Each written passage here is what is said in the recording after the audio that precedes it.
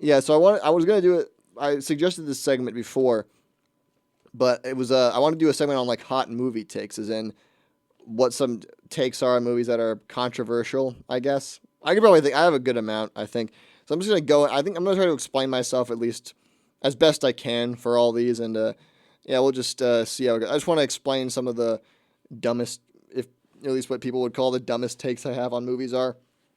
So if you'd like to file a complaint about how bad my takes are, then that's fine with me, I guess. But anyway, so yeah, basically, the first thing I kind of wanted to say is I guess I should explain from earlier a movie that is considered probably the greatest or one of the greatest of all time that is just not that good to me, or it's just like whatever. Is Citizen Kane, which I was talking about before. Let me just say the movie itself, it's an okay movie, and I don't think it's a bad movie. It's decent, I guess. I understand why it's a controversial. I mean, why it's a very influential movie and why it's a controversial take to say it's not a good movie. But I will say what I liked about it. I mean, Orson Welles did a very good job acting, as did pretty much everyone in the movie. I thought it was an interesting story. I guess it was probably one of the first of those types of movies that's a coming of age or not coming of age, but story of someone's life told all the way through from people who knew him. So I thought that was good, and I thought the a lot of the dialogue felt very like real, like real people were saying. That's good. It did a lot of things that were good. What I didn't like about it is, and maybe this is because it's 80 years ago, and so whatever was like, I don't have the historical frame of mind to like be able to talk about this. But I never really thought people say the effects are really good, and I never really got that because I guess there are some like things where the cameras focused on multiple things at once through they felt like splicing in multiple shots and stuff like that. That's one thing, and I guess people were really impressed by how they did these shots of like having big crowds by zooming out and poking holes in a picture of like a crowd and flashing like kind of shining lights in there so it looks like there's movement. All right, I guess I get that, but I don't know. Whenever I look at it, I'm just never really that impressed by it. And I even think by the time, to me, it didn't look that impressive. I mean, and I know this is not the gold standard of movies to where anything that came before it or after it or whatever, or anything that came after it has to be that good. But I mean, The Wizard of Oz came out a few years before that. That was more impressive technologically, right? Like, I don't know. That's how I like whenever The Wizard of Oz came out, that's when movies, you didn't, old movies that had effects that look not very good now, but were okay at the time, they don't impress me anymore. That's how I feel. I never really I always thought it was weird how they tell the movie like, all out of order. Like they do this thing where they go to. I always thought maybe it would have been better if they could have gone to multiple people who like knew, because this the movie's told through the perspective of other people who knew this guy, Charles Kane. It would have been a good idea maybe if they could have done it in order so it was easier to follow. I mean, it was not super hard to follow, but I always just thought it was annoying and not paced very well when they cut through time through the different people talking. Whereas they'll talk to one person who will know a bunch of details about him and just tell them in the order, like in the order they know, and then you'll see him older or as an old man or whatever, and then it'll cut back to when he's a child and they talk to some other person, and then cut back to when he's older. I never liked that. I wish they could have told it in order.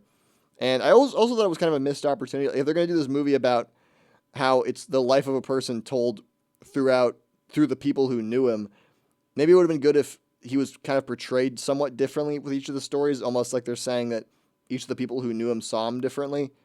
But no, they don't do that. It's more just it shows what actually happened, but through the eyes of a person talking, like the same, like it's like through the framing device of a person talking.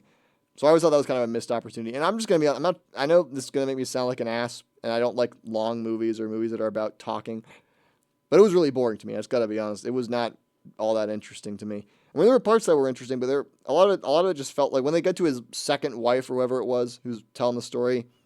To me, it just went on for too long. Just really, they could have cut that down a bit. Is at least how I felt. I don't know. So I don't think it's not a bad movie, but it's just very overrated. I don't know.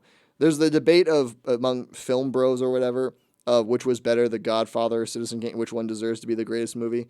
Well, The Godfather's a way better movie in my opinion, and that's longer than Citizen Kane. I wasn't born in that at all, so yeah, I'm sorry about The Godfather. It's the better of the two. But whatever. I mean, maybe that's not a fair thing to go on about because I know a lot of people really like that movie, and it's a very important movie, I guess. So whatever. I'll let it slide, I guess. But anyway, moving on to a movie that was, in my opinion, just bad that everyone loves, which I don't. Edward Scissorhands, if you ever seen that movie. Never been a big fan of that movie. I'm not really a big fan of Tim Burton movies in general. I think there's like maybe a few that are good. This and Beetlejuice are not very good movies in my opinion that everyone liked. And it seems to me Tim Burton's thing is he just does these movies that have like look interesting but are not. I don't care about the characters or anything like that. They never do a good job of fleshing them out in my opinion. I mean with some exceptions, but I mean Edward Scissorhands. I'll say Johnny Depp did a really good job, and I mean he's a great actor, so he did a good job in it.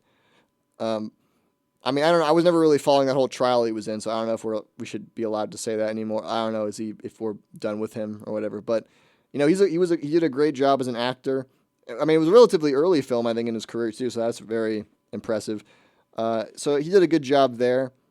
In terms of other stuff, I always thought the story was very cliche. Like it was not a very original story of just this like fish out of water. I mean, not fish out of water, but this ugly duckling story of a guy who looks different and kind of acts different, and everyone judges him when he's a nice guy at heart. I don't know, I just felt like I've seen it before. I knew where it was going to go, and that was not all that interesting to me at all. I always thought the set design was actually one of the worst ones of a Tim Burton movie, where it's this, they have this like castle that's kind of creative looking and looks kind of cool, but then everything else for some reason just looks like it's shot on like a back lot. And I know the point is supposed to be exaggerated version of average normal day America or suburban life. So that's kind of the point. But I don't know. I always thought it was just kind of not creative looking at all, and it just looked really fake as well. I don't know why, but it just did to me. It also, another thing about it was I always thought it was needlessly dark, because I always thought of it as like a kids movie or a family movie, but I don't really think families. There's a lot of people getting cut and bleeding and dying, and I know it's because he has scissors for hands and he's not trying to hurt people, but I don't know. That was a thing that I always never got, why they had to make it like that. Like, could they have made it a bit lighter for little kiddies? I don't know. Because frankly, and I'm not trying to talk down to people who like it, but to me, I mean, the story seems like that of a kids movie, so I would have thought that they would try to make it a bit more family friendly, but no. I mean, if I remember correctly, it's rated PG-13 or something, which I guess isn't the worst to show your kids or whatever, but I don't know. It was just never. I always looked at it as kind of an inappropriate movie for kids. I got to be honest. But I mean, I saw it when I was a kid for the first time. It didn't screw me up or anything. But while we're on the topic, Beetlejuice, never liked that movie. I mean, the kid, the guy Beetlejuice, he's awesome, but the movie, not really. Kind of for similar reasons. Like I think the performances were all pretty good, you know, from Michael Keaton and Alec Baldwin, the serial killer, and what's her face, the others. They all did a good job. I mean, none of them were really trying for an Oscar like I feel like Johnny Depp was in Edward Scissorhands, but they did good. The music was actually very good from Danny Elfman. Although I think he's kind of overrated too as like a composer. If I'm gonna be honest, he's not. He does a few good tracks, but that's not a lot. I can't name too many that I'm a big fan of. So Beetlejuice, the problem is I think the set design. The set design was good, unlike Edward Scissorhands. But the problem is they don't use it well, in my opinion.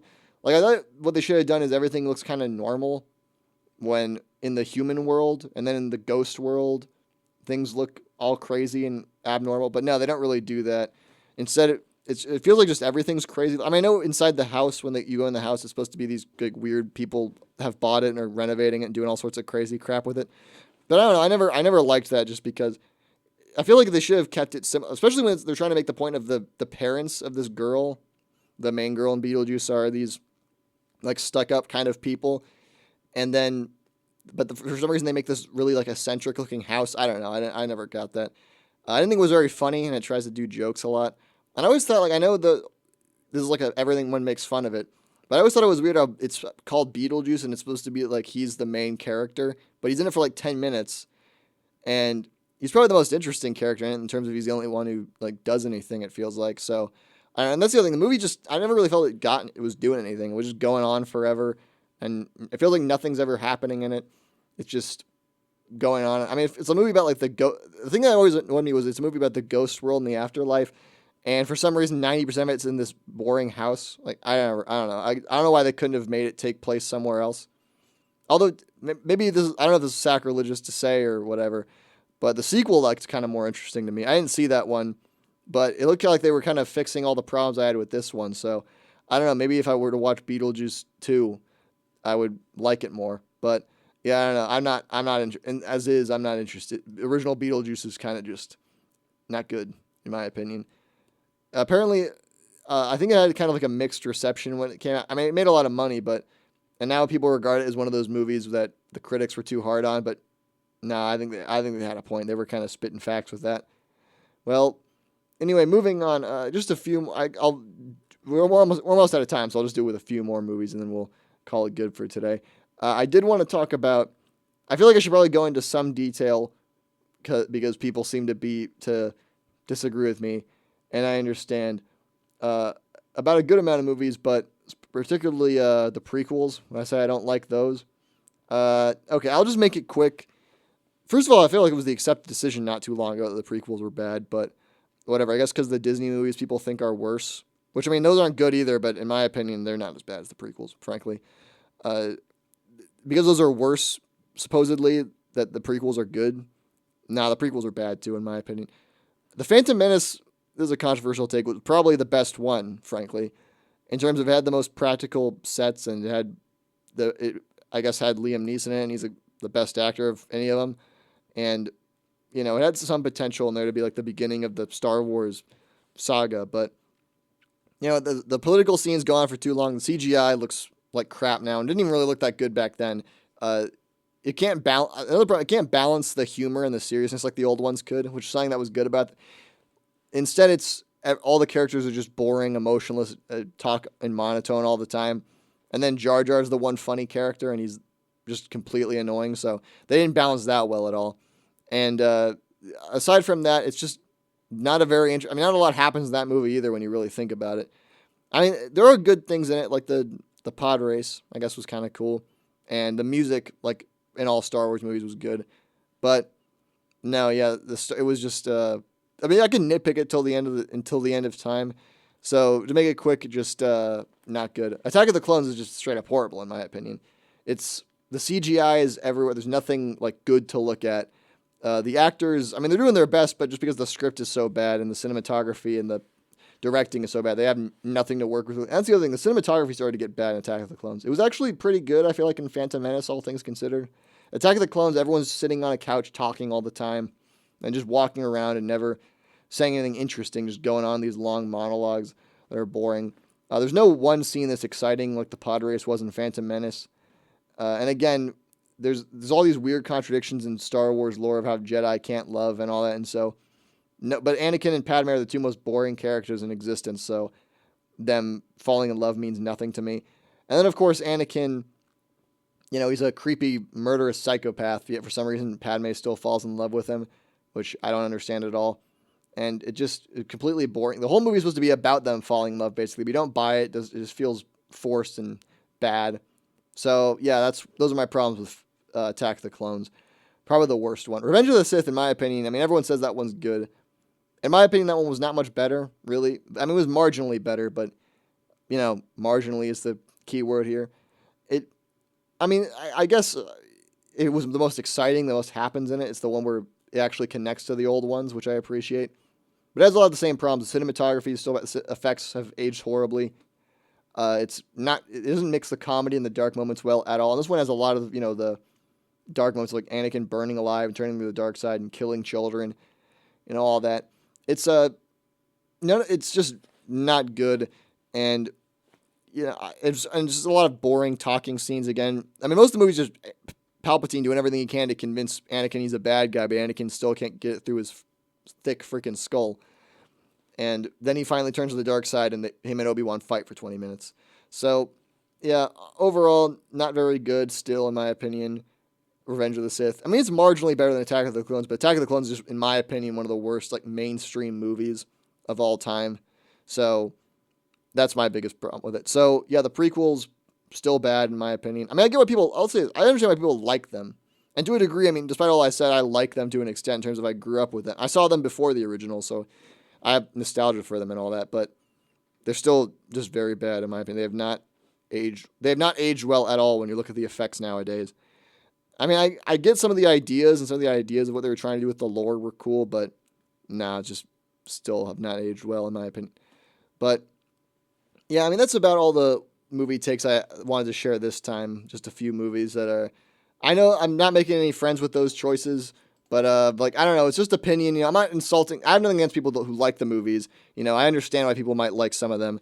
In fact, most of them I can understand why someone might like. So I'm not I guess I have nothing against people who like those movies or anything. So we're all good then. It's just opinion. No one's pissed or anything. All right, fine. Okay, look, I'm sorry. I did not mean to rag on the prequels and and Beetlejuice for that long, but in my opinion, not very good movies. I understand why people would like them, and I have nothing against people who do. It doesn't say anything about you as a person or anything. And there are probably a bunch of movies I like, which we'll maybe get to in part two when we have more people here.